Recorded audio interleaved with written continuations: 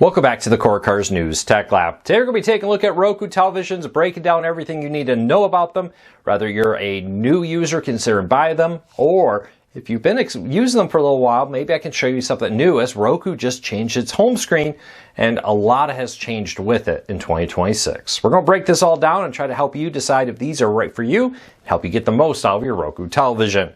First though, hey, if you're new here, we try to help you break free from the high cost of TV and still watch the shows you enjoy. Please consider hitting that subscribe button or hitting that thumbs up. It really does help us because it lets YouTube know you enjoy what we do here. With that said, let's dive into it. So this is the new Roku home screen. It just rolled out in the last few weeks. Very similar. Enlarged top picks for you, recommended content here.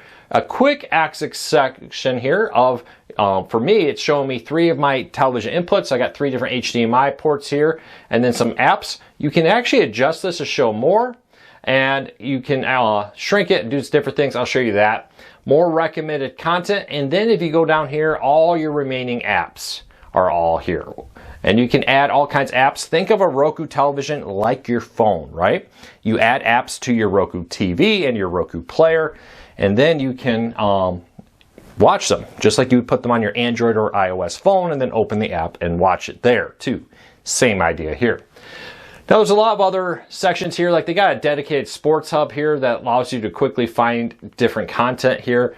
You know, you can see upcoming games and rounds and say, hey, I can watch it and show you how to watch it with this. Different sporting events. They have dedicated things for like NBA and more, and other channels, both free and live streaming on this with it. So I would click on this. It will bring me into where I can watch it here. See, I got it available on YouTube TV, Sling. One other way to watch it here, Direct TV. I'm sure if I had others on here, it would show those options too.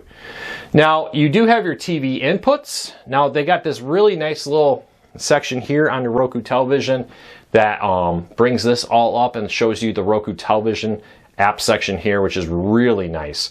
So all this content that you can go straight into your AV, your 3 different HDMI ports, your live TV guide, that's where you'll find your antenna if you use that. But you notice on the home screen, I can also have those here. They're all 3 of the ones I use the most. So this is my Google TV, Roku Ultra I have plugged in, and a Fire TV I've plugged in for when I test things out in the home screen.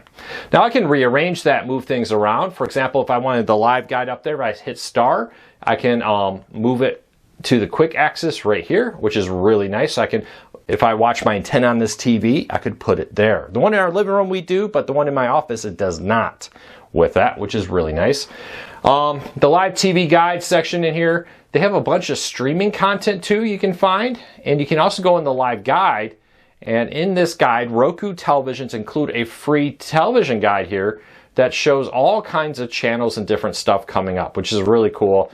With this, you can see it's just showing me a bunch of streaming content, but it will also put, if I had it in here, my antenna for that with it, which is really nice on that. Don't want to get any copyright claims there.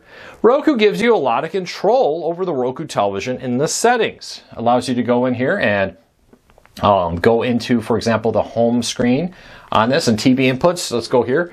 I can add, rename, change them. Let's say, let's go down here for the office TV. Let me rename it. It says I can edit, and it's doing that right now. But look, I can say it's a Blu-ray player, DVD player, a VCR, whatever I want, Xbox, PlayStation, all kinds of different ones in here, or you can custom name it, which is a really nice one.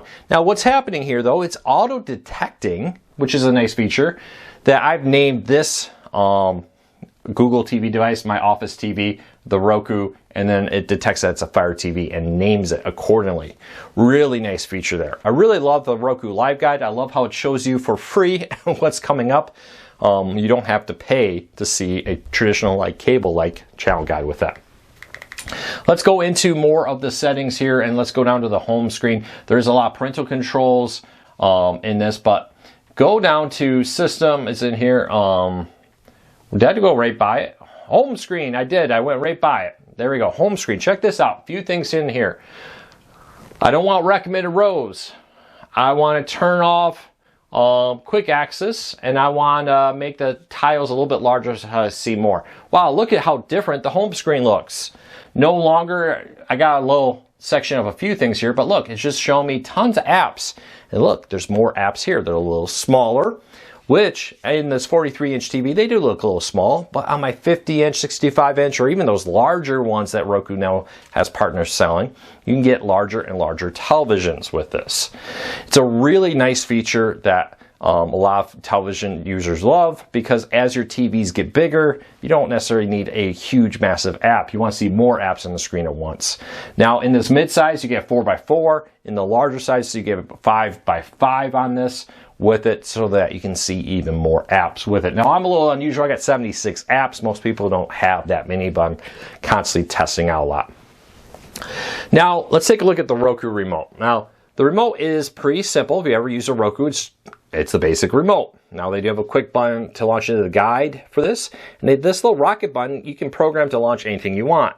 The 4 pre-programmed buttons down here will rotate depending on what model you buy and when you buy it. Typically, though, the lineup you see here is pretty average for this. And Roku does have a voice button that allows you to do a lot of cool things, like you can open YouTube TV. And you see it's thinking, and it's opening YouTube TV. I'm going to back out of that. I don't need any copyright complaints because I showed a channel for 0.6 seconds or something. Then beyond that, you just, come on, camera. Up and down arrows. Here we go, camera. There we go. Up and down cameras on that, which is really nice, or arrows to move around, a home screen button that brings you to wherever you were, a back button that brings you out of this with it, play, pause, a quick rewind, fast forward, rewind, all that, all in here. The remote's super simple. A lot of people say, where's the cable channel numbers? Well, they don't. They just don't have it.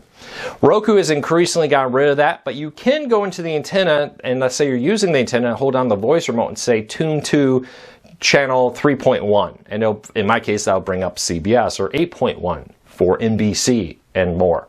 So they do allow you the ability to quickly launch in them using voice, or you can go down the channel guide and go up and down, add one to your favorites, and the quick access row will show some of that. It's a really impressive little change here Roku televisions have made over the years. They are very popular TVs. People like how simple they are. And while the home screen has got a little bit more complicated, you can still remove all that and get back to this, which is very, very, very similar to the old one. And I actually like a couple things. For one, used to be when you hit the home screen, you got up to this menu over here. Now hitting the home screen button on your remote brings you to this, where the apps, which is where I wanted to go. I don't want to go to the menus. I want to go to the apps when I hit the home screen button to return to the home main home screen. And I love that that brings me right here. Now, that's a Roku television. Now, like all TVs, they have HDMI ports and a coaxial for your antenna and an AVI port. Each TV has slightly different number of HDMI ports. Some of the more basic, cheaper ones have fewer. Some of the more higher-end ones, like the Pro, have some additional HDMI ports. You may want to check out how many ports that TV has when you buy it, depending on how many you need. So check that out. Link in the show notes if you want to learn more about a Roku television. You can find them on Amazon there and in the first pinned comment. Until next time, take care, be safe. I'll be back again real soon with another video. Thank you to everybody for your support. We'll talk to you all again real soon.